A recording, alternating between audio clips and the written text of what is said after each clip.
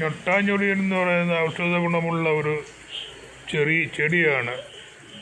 പറമ്പിൽ കിളുത്ത് വന്ന് അതിൻ്റെ അകത്ത് ഒരു ചെറിയ കായ ഉണ്ടാകുന്നുണ്ട്. അതുകൊണ്ട് പണ്ടൊക്കെ സ്കൂളിൽ പോകുന്ന കാലത്ത് ഞൊട്ട ഇടിക്കുമായിരുന്നു നെറ്റിയിലൊക്കെ ഒട്ടിച്ചുകൊണ്ട്. ഇത് നല്ല ഔഷധ ഗുണമുള്ള ക്യാൻസറിനും അത് വയറ്റിലെ കുരുക്കൾക്കും മലശോധനയ്ക്കും ഷുഗറിനൊക്കെ ഉത്തമമായിട്ടുള്ള ഒരു കുറ്റിച്ചെടി പഴമാണ്. ഇതിനൊക്കെ വലിയ വിലയുണ്ട്. ഇത് കൃഷി ചെയ്യുന്ന രാജ്യങ്ങളുണ്ട്. ഞൊട്ടാഞ്ഞൊടിയൻ കൃഷി ചെയ്യുന്ന രാജ്യങ്ങളുണ്ട്. ഇതിനൊരു പുളി മധുരമാണ് ഈ ഞൊട്ടാഞ്ഞൊടിയന്.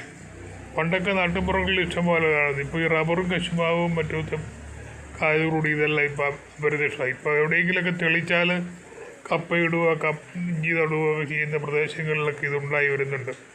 അപ്പോൾ ഞൊട്ടാഞ്ഞൊടിയനെ ഒന്ന് പരിചയപ്പെടുത്തേണ്ടത്. ഇന്നുള്ള തലമുറയ്ക്കൊന്നും ഞൊട്ടാഞ്ഞൊടിയനെ പറ്റി അറിയില്ല. ഞങ്ങളുടെയൊക്കെ ചെറുപ്പത്തിലൊക്കെ ഇതൊക്കെ ധാരാളം കഴിക്കുമായിരുന്നു.